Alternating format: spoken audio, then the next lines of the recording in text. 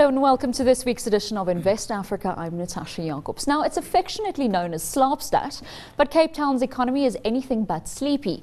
The mother city is home to some of the country's biggest financial and retail firms, while the burgeoning technology and creative sectors continually attract overseas attention. The Western Cape province is home to just under 6 million people and contributed around 14% to South Africa's GDP last year. This next segment explores the investment case for Cape Town and the surrounding region. Thomas Maria filed this report. Foreign direct investment into the mother province continues defying national trends according to the United Nations World Investment Report.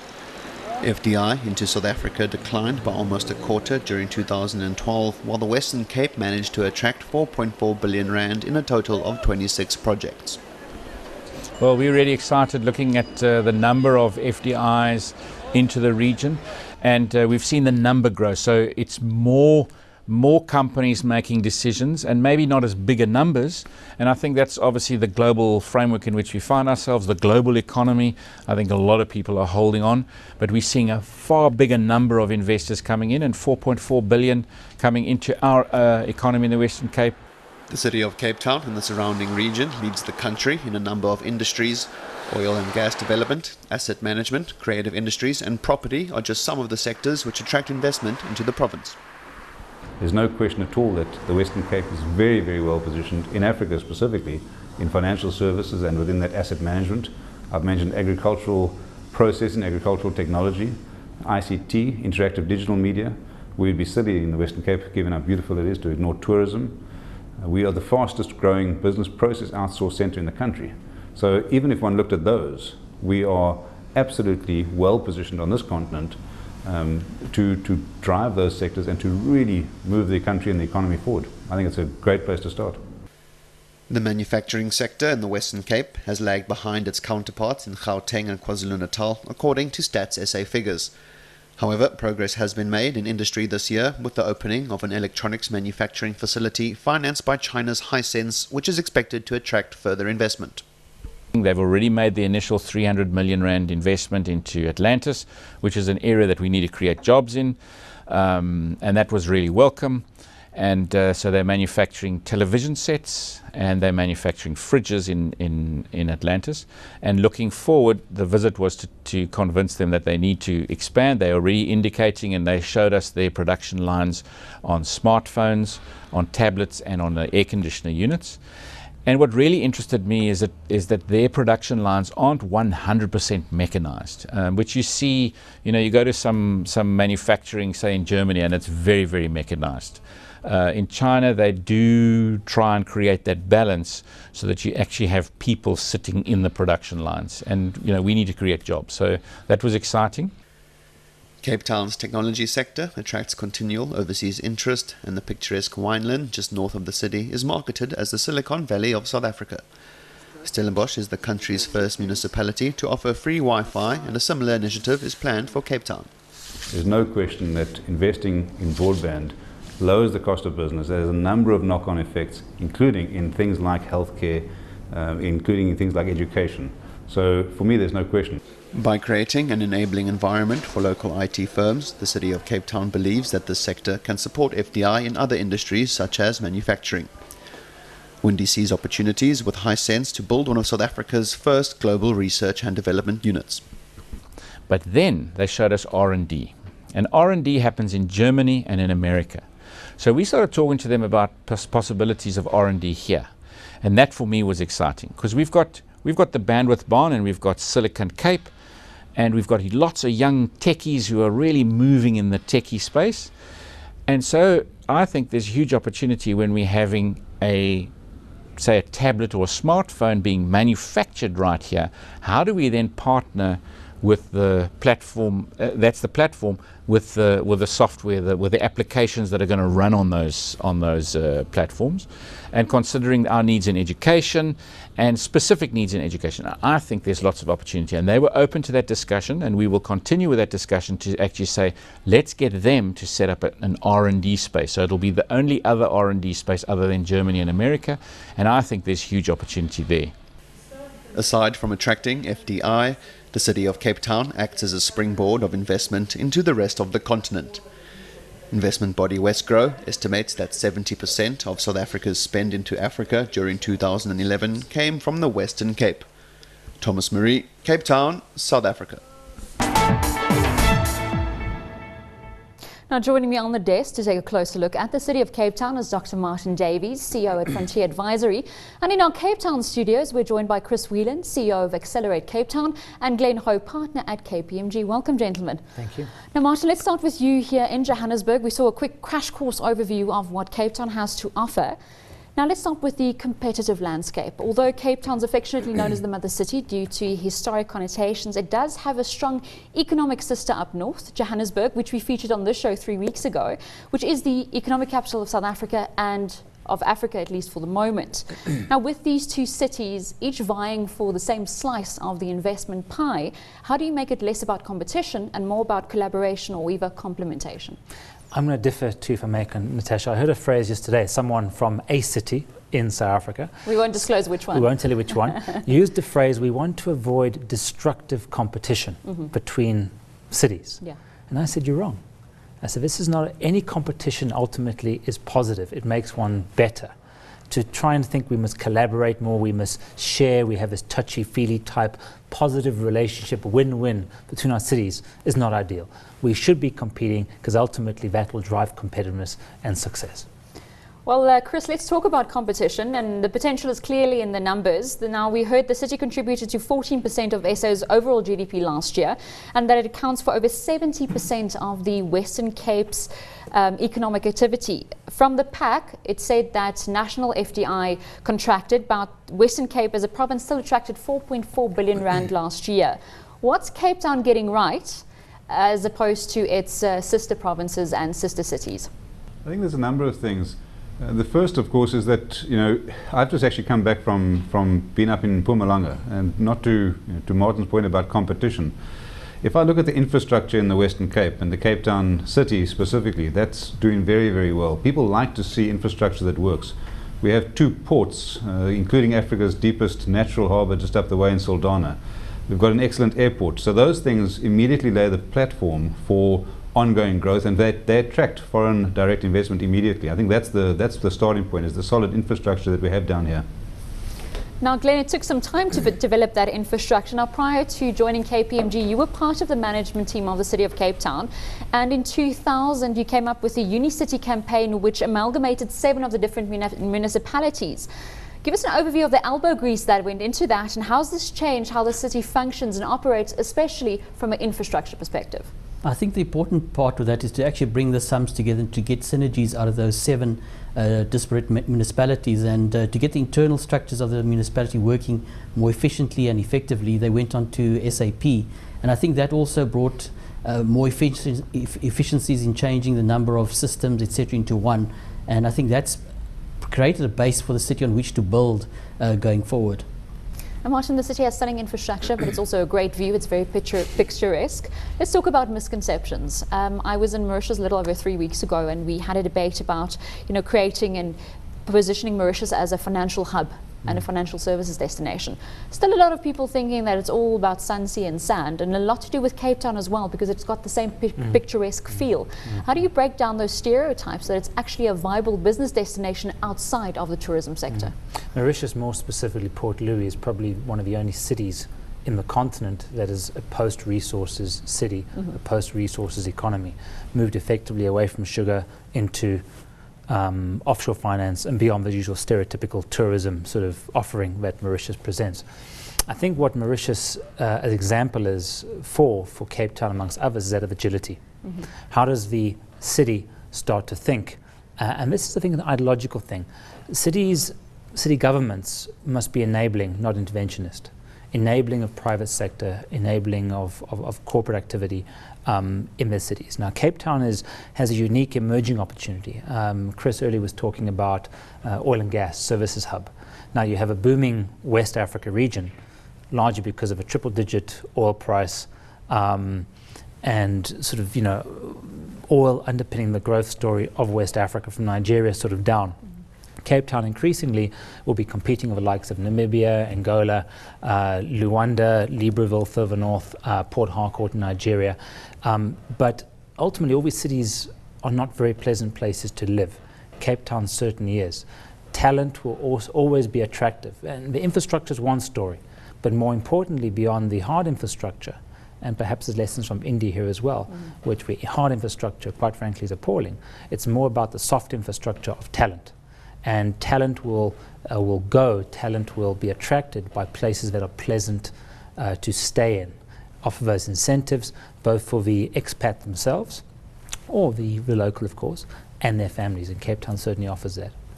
Chris, he just mentioned that Cape Town is a lovely place to live in, but it's also deemed a bit more expensive than the inland cities. It's also regarded as a quality of life destination. Now, with all these picturesque ideas around it, how do you still make it a viable destination for, as Martin said, attracting the right kind of talent to make the city work and making it a viable business and investment destination? Martin's right. I mean, I spoke about physical infrastructure, but similarly, the softer infrastructure is important. One of the things that we're focusing on is, and you mentioned earlier, the issue of broadband. When talented people can come to a place in a solution mindset, and they can be connected to anywhere in the world, and specifically in this case, the rest of the continent, both through flights, through the use of our port to move goods around, but also, as I say, through broadband, and they can actually connect ideas to each other. That's something which takes the natural beauty which you can see behind me and makes it very real to someone sitting in a place. They're not isolated at all, they're not stuck with the natural beauty only, but they can actually conduct that business, they can do their studies, they can have healthcare.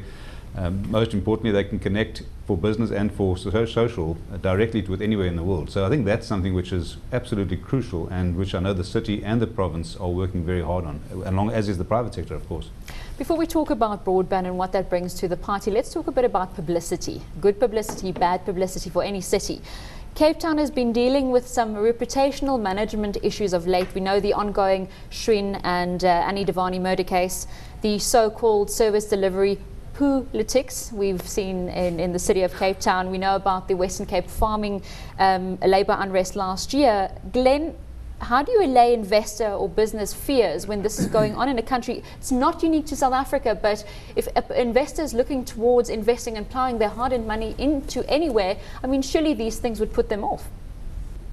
In any emerging city and any city around the world is facing these challenges, especially developing city like Cape Town, because this is really a city of two halves, the ones that you see behind us, the pictures, but then there are also other people that are struggling to make it through to day-to-day life. But I think for investors, it's about the business case, and if the business case is there, then they will invest. And I think the business case for Cape Town is very positive, because as you've heard, we've got a very positive infrastructure that works, and it's also a pleasant environment.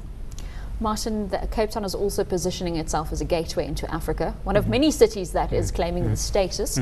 How can Cape Town get it right, though, when its sister city, again, Johannesburg, is competing, the likes of Mauritius is competing to be these bridges, these conduits into the continent? Well, as I said earlier, I think there's a phenomenal opportunity for Cape Town to become the default place for talent, for capital around oil and gas, West Africa. And quite frankly, the competition is not much in that part of the world, as mentioned.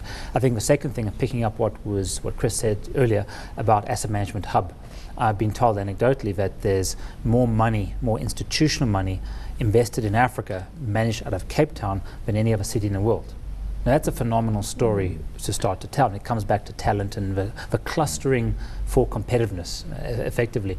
The other thing is, what you allude to, is there's Africa is being underserved in all ways, traditionally.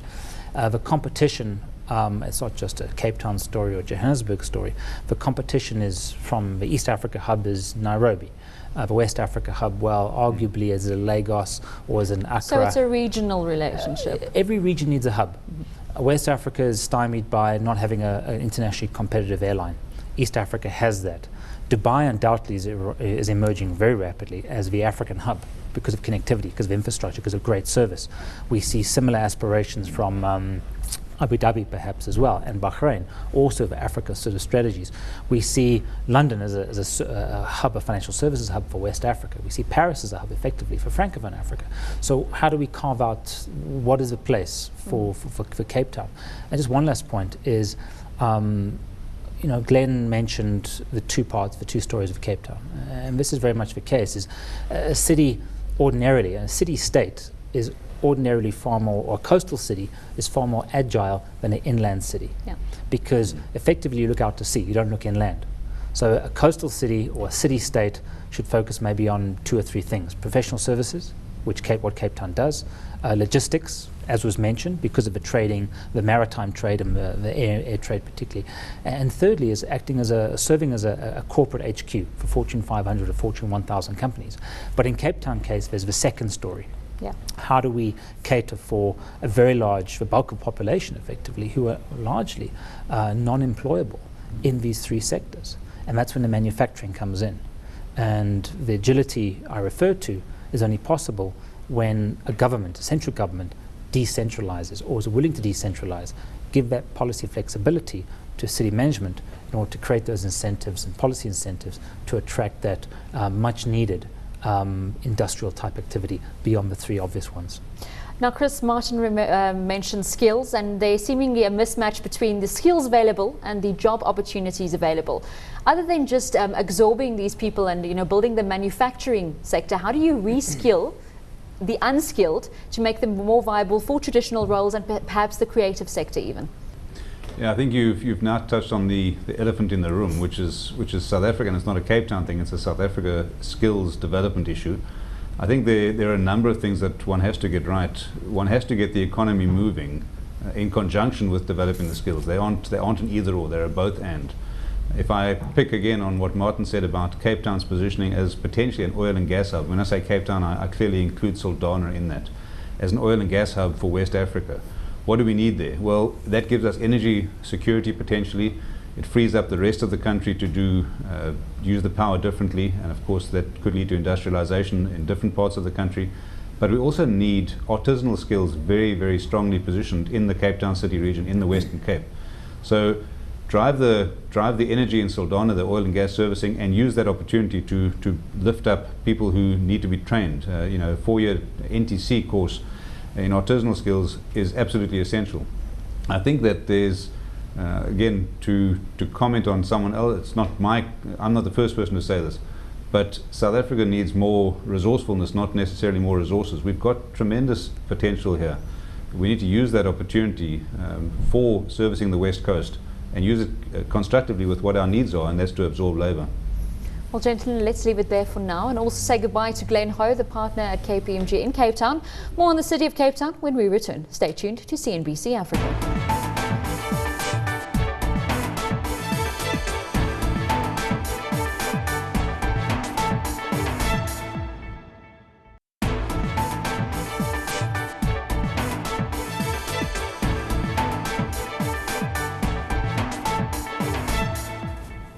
Welcome back to Invest Africa. Now, still with me on the desk to unpack this week's topic, the City of Cape Town, is Dr. Martin Davies, CEO at Frontier Advisory. And in our Cape Town studios is Chris Whelan, CEO of Accelerate Cape Town. And we're now joined by Councillor Gareth Bloor, MEC for Economy and Spatial Planning at the City of Cape Town. Gentlemen, welcome. And Gareth, a very warm welcome to you. I'm actually going to start with you down in Cape Town. Now, for any city to be a business and investment hub, it needs to meet certain criteria. So to speak, it needs to tick certain boxes. And 2 of these boxes are efficiency and sustainability. Now, the city's 2012-2013 budget mentioned the city's 5-year integrated development plan. And the budget, of course, is closely aligned with this. How does efficiency and sustainability fit into the city's IDP? Well, I think the first is regulatory change where required. Oftentimes we think throwing money or starting another program is going to deal with something or kind of provide a one-stop shop that helps make an inefficient situation slightly more bearable. So we've embarked on quite wide-scale regulatory change. That means integrating the zoning scheme into one coherent document and getting rid of a lot of legislation that was really complex and unnecessary. So to date, that means around 269 policies at last count that have been repealed, along with unnecessary regulations to help create a more mainstream environment.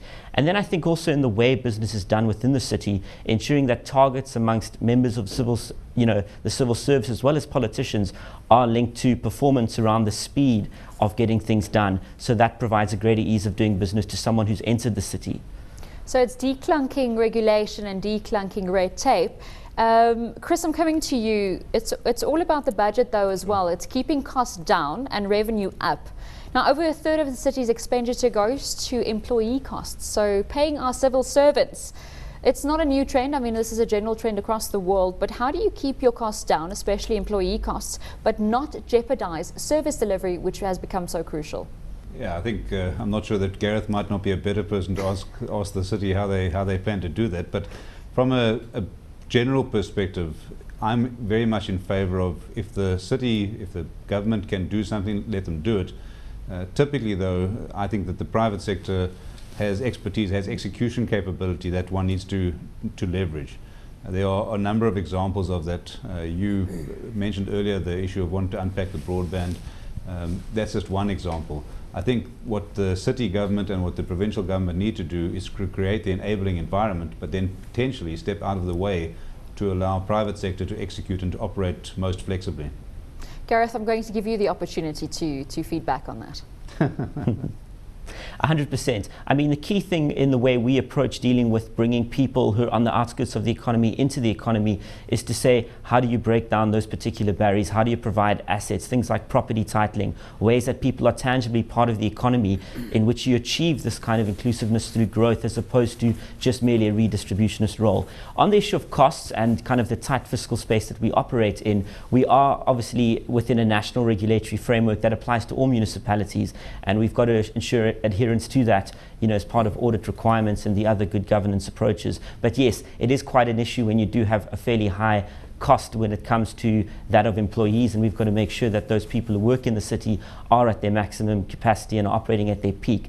But that also requires that we bring in the resourcefulness and the ingenuity that exists not only within people themselves but organizations, and create a regulatory environment that gets people to come into the city and help us deliver through the market on a lot of the socio-economic objectives that we have as a government. And for example, when it comes to things like SME support and helping folks, particularly in the townships, allowing our city facilities to be used as assets that are leveraged, where private companies and foundations can come in and use them and reach out to the community, are ways that we can take that kind of partnership-based approach and really use the resourcefulness that's out there instead of trying to replicate something which is not necessarily what we're very good at. And keeping the focus on good governance, infrastructure, certainty and policy, ease when it comes to compliance with policy and bylaws, I think that's where our core focus has got to be.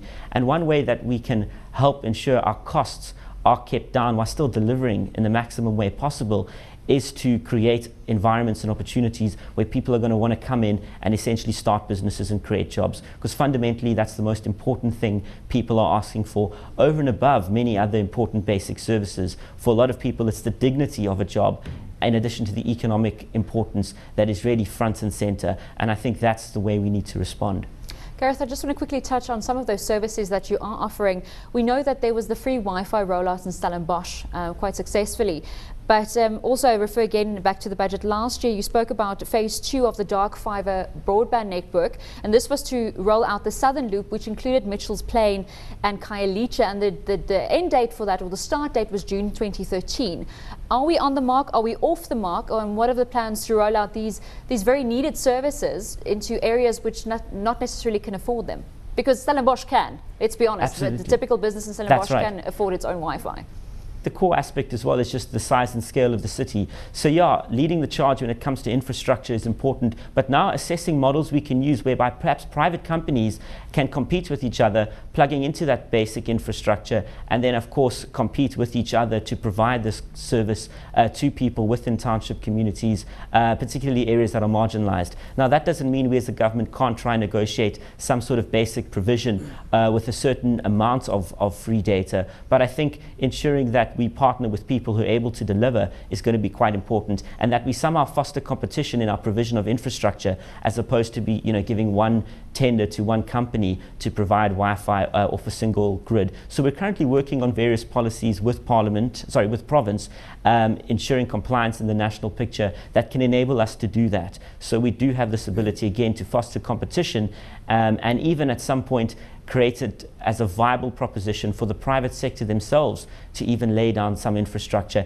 And we've seen it possible in engagements with some private companies abroad that they're willing to even go that far. But again, it's about ensuring that certainty and about allowing competition to take root, and it's an inclusivity aspect. So really that access to Wi-Fi and to broadband is a defining aspect of the modern economy, and that's one thing we see as critically important in ensuring that we integrate the city and we're able to achieve levels of growth that are meaningful and that actually have a long-term impact. Well, Martin, we're running out of time, but I want to give the last word to you. You know, serving the marginalized is one thing, but it's also serving the SME community, which forms the backbone of our economy. Besides allowing connectivity, you know, support from private sector, what else can be done by the City of Cape Town to make sure that this inclusive growth includes the SME sector? You know, SME, it's whether it's survivalist, you know, micro enterprise, or if it's real substantive company creation, Yes. is often a debate we have. But you know, it's the ultimate question is, you can provide the finance. We have three and more perhaps world-class education institutions in Cape Town, around Cape Town, Stellenbosch, UCT, UWC, amongst others.